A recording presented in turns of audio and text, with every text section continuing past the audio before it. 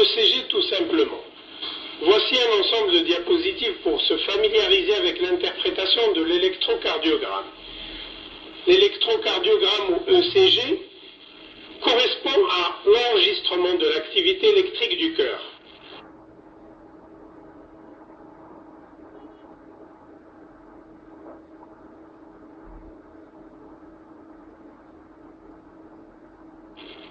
Mais au fait, d'où vient cette activité? Elle provient des fibres myocardiques et elle suit les principes d'électrophysiologie que nous allons voir. Voici une fibre musculaire au repos. Le mouvement du potassium se fait vers l'intérieur de la cellule, celui du sodium vers l'extérieur. Ce gradient de concentration s'accompagne d'un gradient électromagnétique avec une différence de potentiel, ou DDP. Cette DDP peut être mesurée par un galvanomètre. Elle reste inchangée tant que la fibre est au repos et elle est schématisée en fonction du temps par une ligne horizontale. Lorsque la fibre est stimulée, les pompes sodium-potassium sont inhibées et il y a une inversion des flux. Le potassium quitte la cellule, le sodium entre. À la jonction zone au repos, zone stimulée, il se crée un véritable dipôle avec une activité électrique qui diffuse sous forme de champ. Ce dipôle se déplace en fonction du temps, au fur et à mesure que l'onde de stimulation ou dépolarisation se propage. Quelques millisecondes plus tard, l'onde de dépolarisation progresse. Si nous pouvions placer un œil, nous verrions un dipôle dont la borne positive se rapproche de nous. L'enregistrement galvanométrique est celui d'une onde positive. Et quelques millisecondes plus tard, la borne positive se rapproche encore plus, l'amplitude de l'onde enregistrée augmente, et quelques millisecondes plus tard, l'ensemble de la fibre est dépolarisé, il n'y a plus de dipôle. On enregistre alors un retour rapide à la ligne de base. Si on place maintenant le galvanomètre sur le côté latéral de la fibre, le dipôle approche, il engendre l'onde positive. Quelques millisecondes plus tard, en arrivant à hauteur du galvanomètre, le dipôle augmente d'amplitude. Ensuite, il s'éloigne. L'onde devient alors négative. Quelques millisecondes plus tard, la fibre est totalement dépolarisée. L'onde revient à la ligne de base. En se plaçant à l'arrière du dipôle, celui-ci s'éloigne et l'onde est négative. Quelques millisecondes plus tard, la fibre est totalement dépolarisée avec l'onde qui retourne à la ligne de base. Imaginons une multitude de fibres, soit une multitude de dipôles. Ils s'activent différemment dans le temps et l'espace. L'activité électrique du cœur est un ensemble de dipôles différents dans le temps et l'espace. Alors, comment résumer l'activité de cette multitude de dipôles en une seule ligne, ou en 3 lettres? C'est ECG. Il y a 100 ans, Einthoven réalisait le premier ECG en enregistrant l'activité électrique du cœur au niveau des membres. Les 3 dérivations équidistantes forment le triangle d'Einthoven. À partir de la borne centrale de Wilson, on peut tracer les 3 vecteurs principaux trois autres vecteurs sont reconstruits à partir de AVL, AVF et AVR. AVL moins AVR représente D1. AVF moins AVR représente D2. Et enfin, AVF moins AVL représente D3. Le double triaxe de Bailey est ainsi constitué. Le double triaxe quadrille le cœur avec un axe toutes les 30 secondes. Alors, comment se résume l'activité de la multitude de dipôles? En trois étapes, correspondant à trois vecteurs. Premièrement, le vecteur d'activation auriculaire ou onde P. Deuxièmement, vecteur d'activation septale qui correspond au début du complexe QRS. Et troisièmement, vecteur d'activation ventriculaire correspondant à la fin du complexe QRS. Et qui est en fait le vecteur somme ventricule gauche plus ventricule droit. Le troisième vecteur représente l'axe de QRS ou tout simplement l'axe du cœur. Connaître la valeur de l'axe du cœur est primordial pour une bonne interprétation de l'ECG. Dans le cas d'un axe normal, en plaçant un œil en D2, l'activation auriculaire ou onde P et l'activation ventriculaire QRS ont toutes les deux un vecteur qui se rapproche de D2. P et QRS devraient être donc positives en D2. Voyons voir. En D2, P et QRS sont effectivement positives. En plaçant l'œil en AVR, on verrait ces mêmes vecteurs s'éloigner. Donc en AVR, P et QRS devraient être négatifs. En AVR, P et QRS sont... Voici les dérivations précordiales de V1 à V6. Et voici les différents complexes et leur durée. L'onde P, l'onde Q, le complexe QRS, l'espace PR, l'espace QT,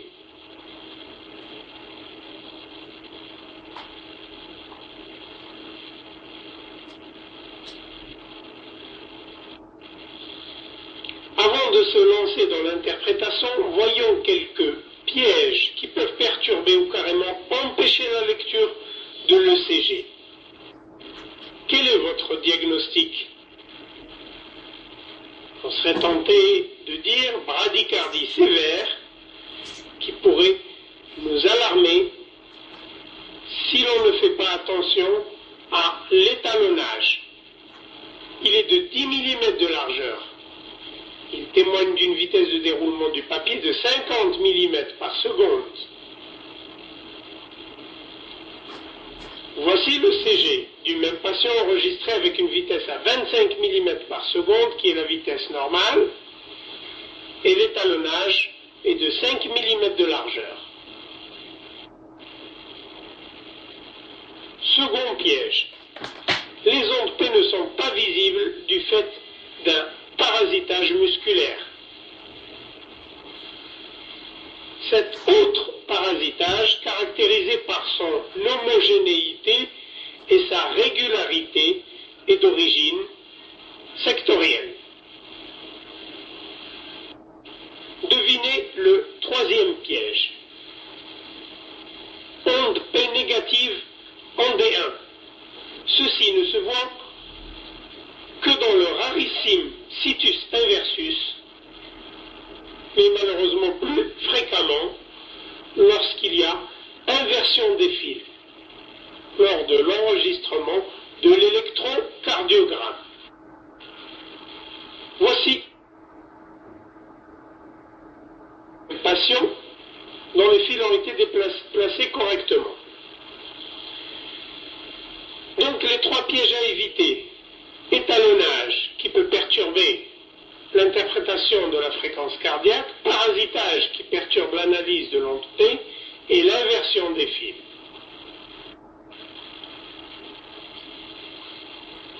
On fera les 3 vérifications suivantes, donc étalonnage, absence de parasitage et positivité de l'onde P en D1.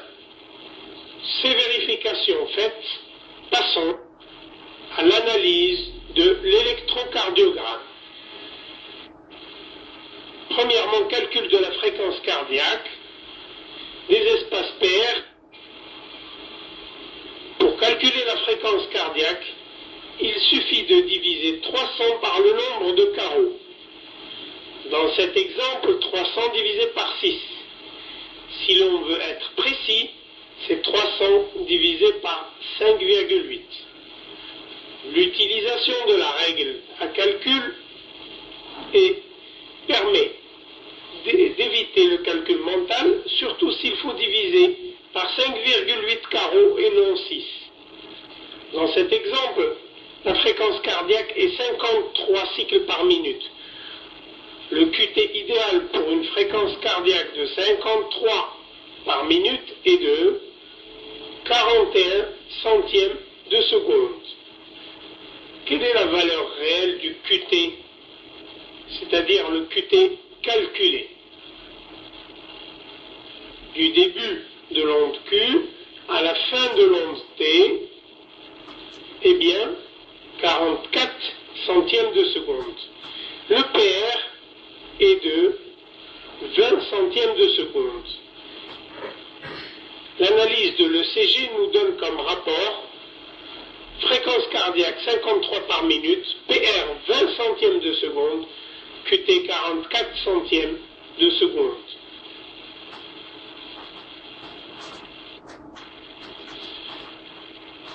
En cas de rythme irrégulier, la fréquence cardiaque est calculée sur une moyenne de 4 à 5 cycles.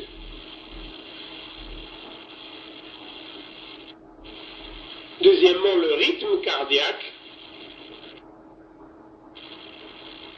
Et 2 questions vont se poser. Est-ce qu'il est régulier ou irrégulier? Et deuxièmement, est-ce qu'il est sinusal ou non sinusal? Les espaces RR sont équidistants. Il s'agit donc d'un rythme régulier. Toutes les ondes P sont suivies de QRS et tous les QRS sont précédés d'ondes P. Le rythme est donc sinusal. Le rythme est irrégulier. Il n'est pas sinusal du fait de l'absence d'onde P.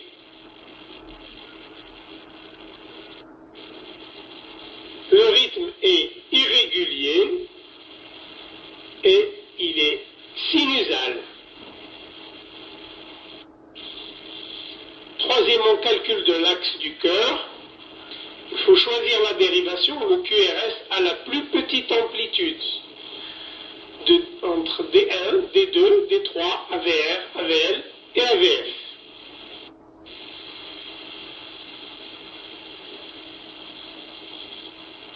Dans quelle dérivation le QRS est nul? En D1, si la projection de l'axe du cœur en D1 est nulle, c'est que l'axe est perpendiculaire à D1, c'est-à-dire qu'il est en AVF ou à l'opposé de AVF. Donc, la question qui se pose, AVF est-il positif ou négatif? AVF est positif, l'axe du cœur est à plus 90 degrés. Si le QRS ne s'annule nulle part, comme dans cet exemple, on recherche la dérivation où le QRS a la plus petite valeur. Dans cet exemple, c'est AVF. Si AVF était strictement nul, alors l'axe de QRS serait en D1. En réalité, AVF est légèrement positive et D3 est légèrement négatif. Nous reprenons. AVF est légèrement positif, D3 est légèrement négatif, le véritable zéro est situé entre AVF et D3, sa perpendiculaire est à plus 15 degrés, l'axe du cœur dans cet exemple est à plus 15 degrés. Analyse de l'ECG, fréquence cardiaque, espace PR, espace QT, axe de QRS. Interprétation de l'axe du cœur. La valeur d'un axe de QRS normal est compris entre 0 et plus 90 degrés. Au-delà de plus 90 degrés, l'axe est hyperdroit. Pour une valeur inférieure à 0 degré, l'axe est hypergauche. Axe de QRS normal est donc entre 0 et plus 90 degrés. Axe négatif est hypergauche. Axe positif supérieur à 90 degrés est hyperdroit. Donc, nous allons voir l'axe hypergauche. Voici un exemple.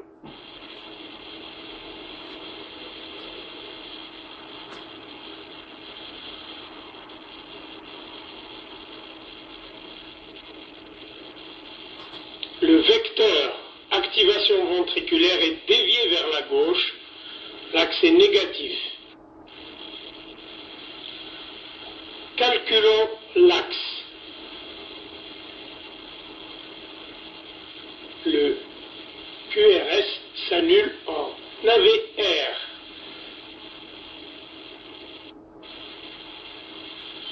Le QRS s'annule en AVR, donc l'axe de QRS est en D3 ou à l'opposé de D3. D3 est négatif, dont l'axe est à l'opposé de D3. L'axe du cœur est égal à moins 60 degrés. Alors, quelle est la principale explication à une déviation axiale gauche comme dans ce cas-là? Une nécrose inférieure. Aucune activité électrique dans la région postéro-inférieure. La dépolarisation se fait de la partie inférieure vers la partie latérale, responsable d'une déviation axiale gauche. Lorsque l'axe du cœur est dévié à gauche, toujours rechercher la présence d'ondes Q de nécrose dans le territoire inférieur, c'est-à-dire dans les dérivations D2, D3 et AVF. Dans notre exemple, y a-t-il des ondes Q de nécrose inférieures? Effectivement, il y a un infarctus du myocarde dans le territoire inférieur qui est responsable de la déviation axiale vers la gauche. Voici un second exemple d'axe hypergauche. L'étiologie n'est pas l'infarctus inférieur, il n'y a pas d'onde Q en D2, D3 et AVF. L'aspect petit r, grand S en D3 et les ondes S profondes en V5, V6 sont évocateurs d'un hémibloc antéro supérieur gauche. Donc les étiologies de l'axe hypergauche, d'abord infarctus du myocarde inférieur, ensuite hémibloc antéro supérieur gauche, ou parfois hyperkaliémie, ou encore syndrome de Wolff-Parkinson. Axe hyperdroit. En cas d'hypertrophie ventriculaire droite, le muscle ventriculaire droit est épaissi. Le vecteur d'activation ventriculaire droit augmente d'amplitude et il est dévié à droite, ainsi que le vecteur somme des deux ventriculaires qui est également dévié à droite. Autre exemple de déviation axiale droite, avec un axe hyperdroit, en présence d'ondes S profondes en V5-V6, on évoque l'hémibloc postéro-inférieur gauche. Donc les étiologies de l'axe hyperdroit, d'abord hypertrophie du ventricule droit, ensuite infarctus du myocarde latéral, ou encore tamponnade péricardique, ou hémibloc postéro-inférieur droit. Fin de la première partie.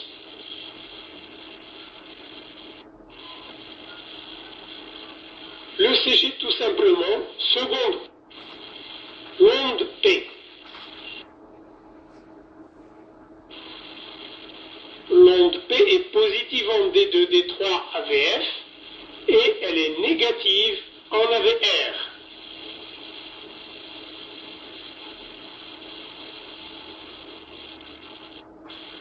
L'aspect de P en précordiale droite, c'est-à-dire V1, V2, il y a activation de l'oreillette droite qui précède dans le temps l'activation de l'oreillette gauche. Le vecteur OD en V1 est positif puisqu'il se rapproche de V1, il s'inscrit sur le CG comme une première positivité. L'activation de l'oreillette gauche vient ensuite, son vecteur s'éloigne de V1 et s'inscrit sur le CG comme une négativité. Ensuite vient l'activation septale de la gauche vers la droite, donc s'inscrivant comme une positivité en V1. Ensuite, l'activation des deux ventricules, en même temps qui est responsable d'une grande négativité en V1. On retient que P est positive en D1 et biphasique en V1. P est positive en D1 et biphasique en V1. L'onde P de l'hypertrophie auriculaire droite ou HAD. Dans l'hypertrophie auriculaire droite, eh bien, le vecteur OD est plus ample et plus dévié vers la droite. P est ample en V1. Dans l'HAD, P est ample en V1 et en D2. P est supérieur à 2 mm en hauteur, c'est une HAD, hypertrophie de l'oreillette droite. Étiologie des HAD, toute pathologie qui augmente la pression dans l'OD. Cœur pulmonaire chronique, insuffisance cardiaque, globale ou droite, rétrécissement mitral, rétrécissement tricuspide ou encore HTAP. L'onde P de l'hypertrophie auriculaire gauche ou HAG. Dans l'hypertrophie de l'oreillette gauche, le vecteur OG est plus ample. Sur le CG, la composante négative de P est très ample. En V1, la surface négative de P est supérieure à la surface positive.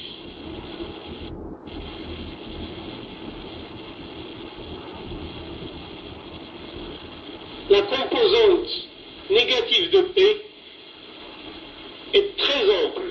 C'est un exemple d'hypertrophie auriculaire gauche importante. En cas d'HAG, en D2, le vecteur OD est responsable d'une première dépolarisation, vient ensuite le vecteur OG, responsable d'une deuxième dépolarisation. C'est l'aspect de P bifide en D2.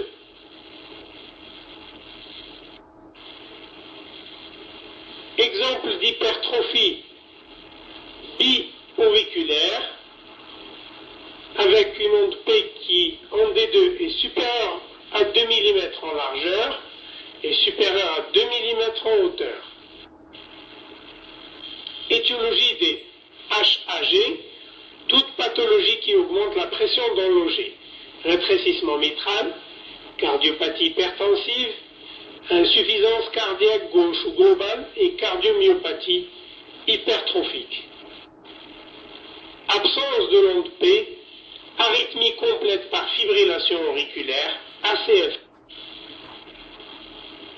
Exemple où l'onde P est absente, elle est remplacée par un aspect en dents de scie irrégulière, bien visible en V1. C'est l'aspect de fibrilloflûteur. L'onde Q.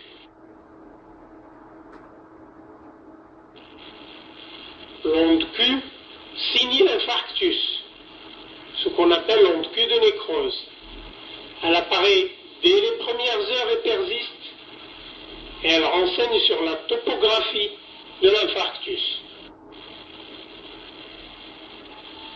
D'autres étiologies des ondes Q amples et larges, en dehors de l'infarctus du myocarde, c'est l'onde Q positionnelle, ou en rapport avec une cardiomyopathie, un Wolff-Parkinson-White, un bloc de branche, un hémibloc, une hypertrophie ventriculaire droite ou un cœur pulmonaire chronique.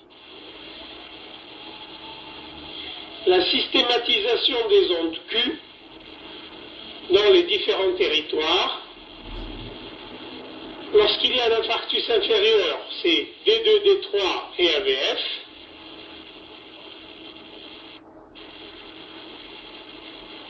Donc ici, des ondes Q ont D2, D3 et AVF, exemple d'infarctus inférieur. La nécrose latérale donne des ondes Q en D1 et AVL. La nécrose antéroseptale avec des ondes Q en V1, V2, V3. La nécrose antérolatérale avec des ondes Q en V4, V5, V6. Et la nécrose antérieure étendue avec des ondes Q de V1 jusqu'en V6. Exemple d'un infarctus antéroseptal avec des ondes Q en V1, V2, V3. Sur cet électron, on note la présence d'ondes Q en V1, V2, V3, mais aussi en V4, V5, V6. C'est l'aspect d'un infarctus antérieur étendu. Le complexe QRS. Le complexe QRS normal en V1, l'activation septale s'inscrit comme une positivité, l'activation ventriculaire gauche comme une négativité. En fait, il s'agit de l'activation ventriculaire gauche plus ventriculaire droite et qui est représentée par le vecteur somme des deux ventricules et s'inscrit comme une grande négativité car le vecteur somme fuit V1. En V6, l'activation septale fuit V6 et s'inscrit comme une petite négativité. L'activation ventriculaire s'approche de V6 et s'inscrit comme une grande positivité.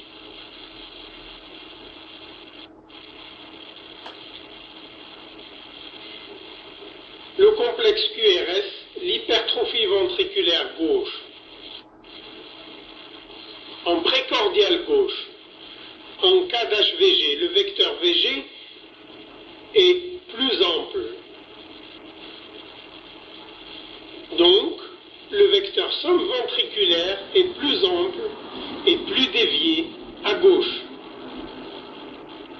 En V1, on voit fuir le vecteur somme ventriculaire qui se manifeste donc par une onde S profonde. En V6, par une onde R ample.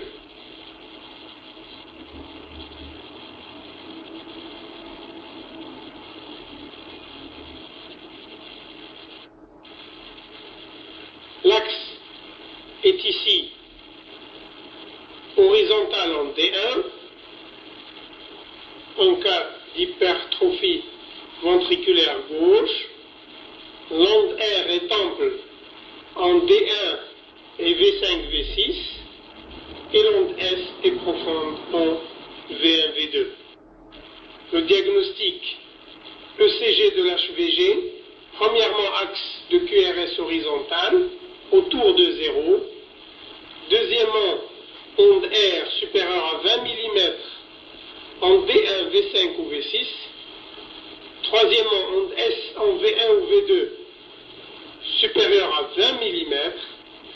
Quatrièmement, indice de Sokolov supérieur à 30. R en V5 plus S en V1. Cinquièmement, trouble de repolarisation en D1, D2 et V5, V6. L'hypertrophie ventriculaire gauche, les étiologies, rétrécissement aortique, cardiopathie hypertensive, cardiomyopathie. Le complexe QRS, l'hypertrophie ventriculaire droite ou HVD. Dans l'HVD, le vecteur VD est plus ample et dévié à droite. Le vecteur somme est également dévié à droite. En cas d'HVD, l'axe de QRS est hyperdroit. En précordial, en cas d'HVD, l'onde R est plus ample que l'onde S et l'on a un rapport R sur S supérieur à 1 en V1. R sur S est supérieur à 1 en V1, bloc de branche droit, trouble de repolarisation, S profonde en V5, V6, c'est une HVD.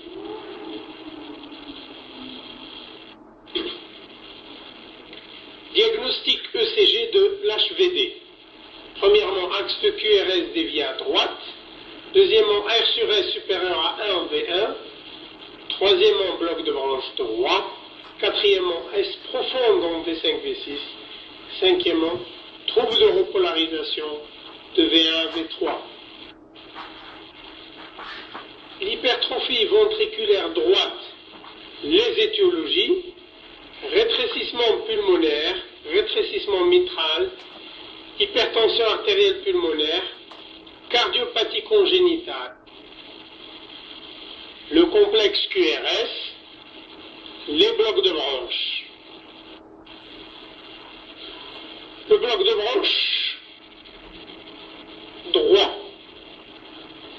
La conduction dans le ventricule droit se comporte comme en présence d'une section de la branche droite du faisceau de His. L'activation septale se fait normalement de la droite, de la gauche vers la droite, et elle est représentée par une petite onde R. Ensuite, c'est l'activation ventriculaire gauche qui s'inscrit en onde S en V1. Enfin a lieu l'activation ventriculaire droite, retardée à cause du bloc de branche. Elle se fait à travers le tissu musculaire et non le tissu nodal. Le vecteur se rapproche de V1. Elle est positive en V1. C'est le classique aspect RS' en V1.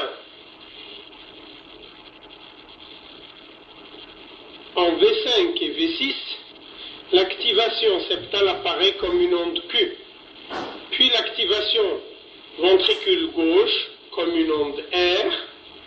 Et enfin, l'activation retardée du ventricule droit qui emprunte une voie lente apparaît comme une onde S large.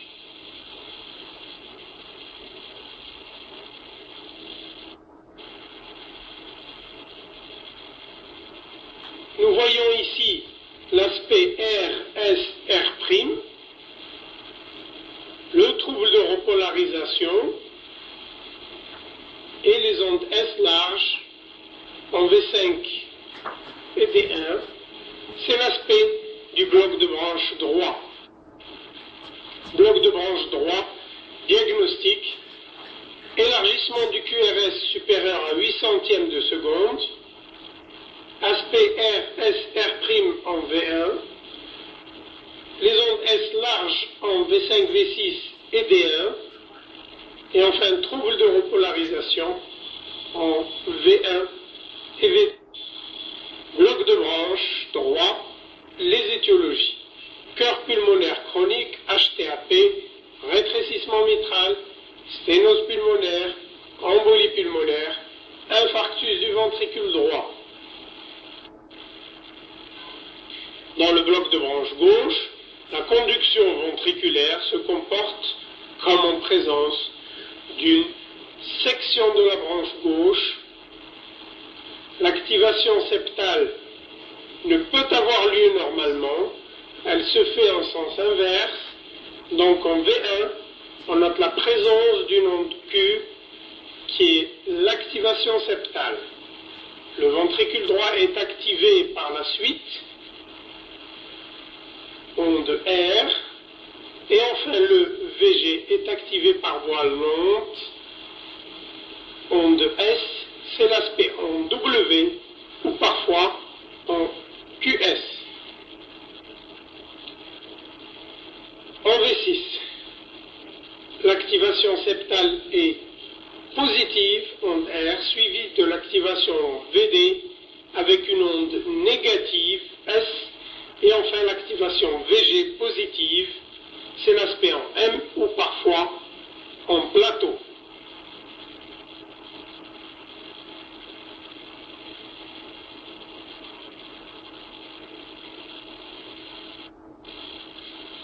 QS en V1 et M en V6, c'est un aspect de bloc de branche gauche complet. Bloc de branche gauche, diagnostic. Élargissement du QRS supérieur à 8 centièmes de seconde, aspect en W ou QS en V1, aspect en M en V6 avec disparition de l'onde Q, et trouble de repolarisation en V6. Bloc de branche gauche, étiologie, rétrécissement aortique, cardiomyopathie et cardiopathie hypertensive. Segment ST et l'onde T. Troubles de la repolarisation qui sont primaires ou secondaires. Les troubles de repolarisation primaires, c'est la maladie coronaire. Les troubles de repolarisation secondaire sont en rapport avec l'hypertension artérielle ou l'anémie, tachycardie, valvulopathie, médication, bloc de branche ou encore épanchement péricardique. Voici en V2 un segment ST normal.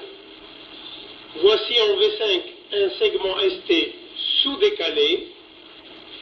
Il s'agit d'une lésion sous-endocardique. Autre exemple de lésion sous-endocardique en V4, V5, V6 sous-décalage important du segment ST. Sous-décalage de ST, les étiologies, d'abord l'angor ou angine de poitrine, avec une lésion sous-endocardique. Deuxièmement, infarctus sous-endocardique, surtout quand la lésion persiste dans le temps. Maintenant, sus-décalage du segment ST, c'est la lésion sous-épicardique, et l'on constate un sus-décalage en D3, mais aussi en AVF, évoquant en premier lieu l'infarctus du myocarde au stade initial dans ses premières heures. Ici, il s'agit d'un infarctus dans le territoire inférieur avec une image en miroir dans le territoire latéral haut en D1 et AVL. Dans l'infarctus du myocarde, l'onde Q, le segment ST et l'onde T ont un aspect sur le CG qui évolue dans le temps. 3 à 6 heures après le début de l'infarctus, les trois complexes tendent à descendre, l'onde Q se creuse, le segment ST n'est plus sus-décalé et l'onde T se négative. Voici le CG du même patient au 3e jour. On note l'aspect en D3 qui montre bien que l'onde Q s'est creusée, que le segment ST n'est plus sus-décalé et que l'onde T s'est négativée. Ceci est l'aspect d'un infarctus semi-récent. Les étiologies du sus-décalage de ST, d'abord l'infarctus au stade initial, ensuite l'angor de Prinzmetal avec une lésion sous-épicardique, ensuite anévrisme post-infarctus, surtout lorsque le sus-décalage persiste avec le temps, et enfin myocardite ou péricardite. Au lieu d'une onde T positive, on peut parfois constater des ondes T amples et symétriques. Ischémie sous-épicardique lorsque l'onde T est négative, ischémie sous-endocardique lorsque l'onde T est ample, symétrique et positive. Parfois, les ondes T amples et symétriques sont en rapport avec des troubles de repolarisation secondaire ou sont rencontrés chez des patients neurotoniques ou en hyperkaliémie.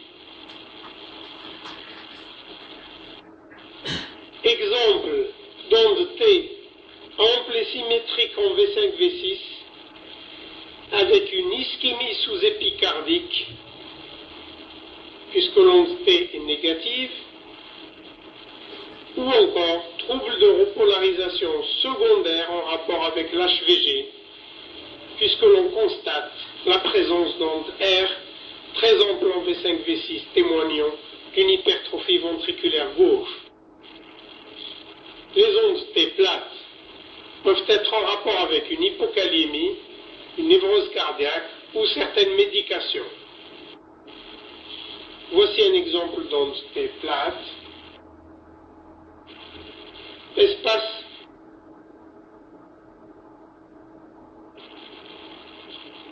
Voici un espace QT normal qui se calcule du début de l'onde Q jusqu'à la fin de l'onde.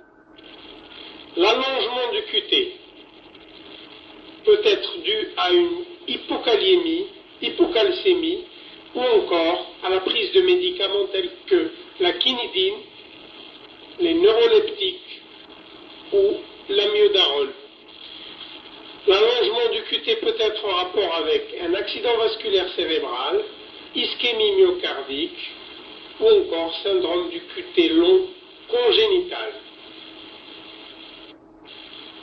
Le QT court est en rapport avec une hyperkaliémie ou la prise de digitalique. Fin de la seconde partie. Le CG tout simplement, troisième partie, les troubles de conduction AV et les troubles du rythme.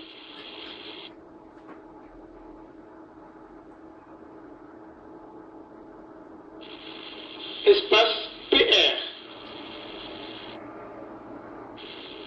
les blocs auriculoventriculaires ou BAV. Voici un exemple où le PR est allongé mais garde toujours la même valeur, 36 centièmes de seconde. Il s'agit d'un bloc auriculoventriculaire du premier degré. Voici un allongement progressif du PR jusqu'à blocage auriculoventriculaire, c'est-à-dire onde P sans complexe QRS. Il s'agit d'un BAV du deuxième degré de type 1 de Movitz. Voici ici un PR allongé de façon intermittente et régulière, la conduction se faisant une fois sur 2 ou une fois sur 3 ou même sur 4. Il s'agit d'un BAV du deuxième degré de type 2 de Movitz. Ici, les ondes P ont une fréquence régulière à 100 par minute. C'est une activité auriculaire à 100 par minute, alors que les complexes QRS ont une fréquence fixe à 30 par minute. Le QRS est large et il y a ce qu'on appelle une dissociation entre les deux activités, l'activité auriculaire et ventriculaire. Il s'agit d'un bloc auriculoventriculaire du troisième degré. Les étiologies des blocs auriculoventriculaires ou BAV, infarctus du myocarde, rhumatisme articulaire aigu, maladies infectieuses comme l'endocardite infectieuse, des causes médicamenteuses comme l'intoxication digitalique, la prise de bêta-bloquants ou de quinidine, mais aussi comme étiologie la cause métabolique, la chirurgie à cœur ouvert dans ses suites, les cardiopathies congénitales, les cardiomyopathies, les maladies de système, et en dernier lieu, une cause fréquente, c'est l'atteinte dégénérative. Le syndrome du PR court, qui peut être en rapport avec le syndrome de Wolff-Parkinson. Voici un exemple de PR court.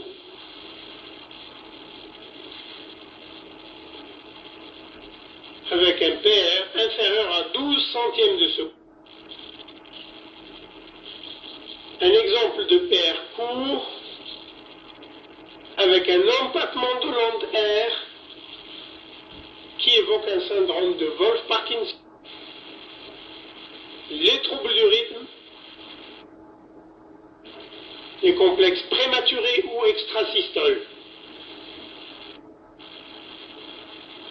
Présence d'un complexe prématuré et faible correspond à une extrasystole supraventriculaire. La présence d'un complexe prématuré et large correspond à une extrasystole ventriculaire. Les complexes prématurés ou extrasystoles auriculaires, ESA, les étiologies, c'est la valvulopathie mitrale, prolapsus de la valve mitrale, cardiomyopathie, infarctus du myocarde, maladie coronaire, troubles métaboliques, cœur pulmonaire chronique, hyperthyroïdie ou encore maladie de l'oreillette.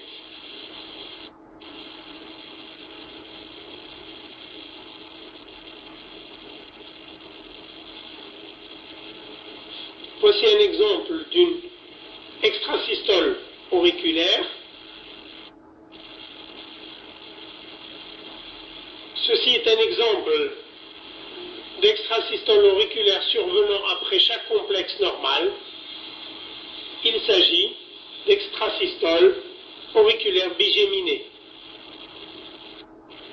Les complexes prématurés ou extrasystoles ventriculaires, les étiologies des ESV, valvulopathie aortique, prolapsus de la valve mitrale, cardiomyopathie, infarctus du myocarde, troubles métaboliques, intoxication digitalique, maladie coronaire, cœur pulmonaire chronique, dysplasie arythmogène du ventricule droit et enfin extrasystole ventriculaire bénigne du VD. Le diagnostic positif des extrasystoles ventriculaires, c'est le complexe prématuré avec un QRS large, supérieur à 8 centièmes de seconde et une repolarisation hétéro. Les caractéristiques des ESV se font selon la morphologie, retard gauche ou droit, et temps de couplage avec l'espace R'.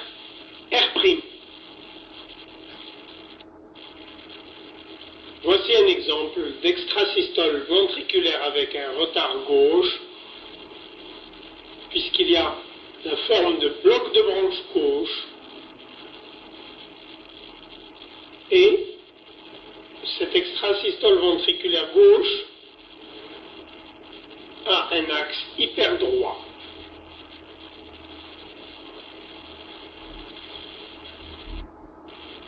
Voici un exemple d'extrasystole ventriculaire avec un retard droit, puisqu'il y a un aspect de bloc de branche droit.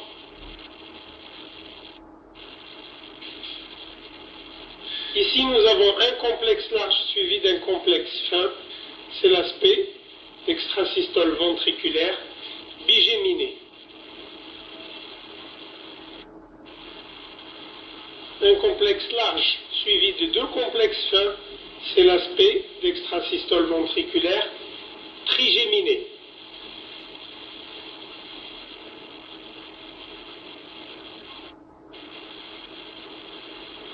Un complexe large suivi de trois complexes fins, c'est l'aspect d'extrasystole ventriculaire quadrigéminé. Les tachycardies. Alors, deux choses importantes. Est-ce que les complexes sont fins ou larges? Est-ce que le rythme est régulier ou non? Les complexes fins avec un rythme régulier, il s'agit de tachycardie supraventriculaire qui peut être sinusale, auriculaire ou jonctionnelle. Tachycardie à complexe fin et régulier, c'est une tachycardie supraventriculaire ou TSV. Tachycardie à complexe fin et irrégulier, c'est une tachyarythmie avec absence d'onde P. Complexe large et rythme régulier, il s'agit de tachycardie ventriculaire ou parfois de tachycardie supraventriculaire sur bloc de branche ou tachycardie supraventriculaire en présence d'un Wolff-Parkinson-White antérograde. Voici un exemple de tachycardie ventriculaire à complexe large. Ici, c'est une fibrillation ventriculaire qui constitue un trouble du rythme souvent fatal. Ici, c'est une torsade de pointe, trouble du rythme grave, rencontré lors d'hypokaliémie ou après prise de certains médicaments. Les bradycardies. Voici une bradycardie sinusale et régulière.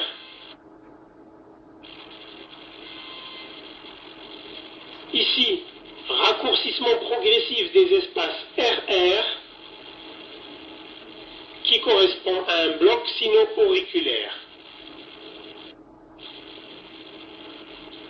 Autre exemple de bloc sino-auriculaire. Ici, on constate la présence de spikes de stimulation. C'est un rythme électro-entraîné chez les porteurs de pacemaker.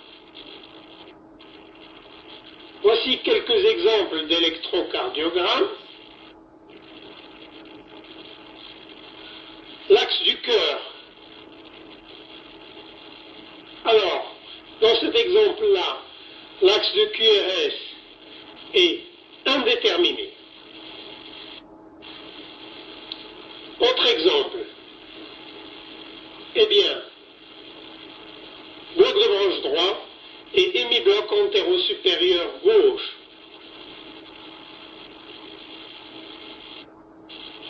Autre exemple.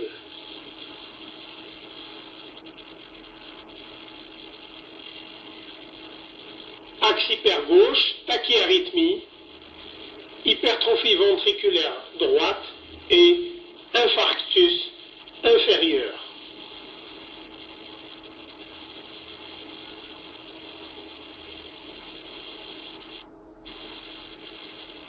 Autre exemple. Sous-décalage de ST, descendant en V4, V5 et V6, et qui doit faire suspecter une maladie coronaire.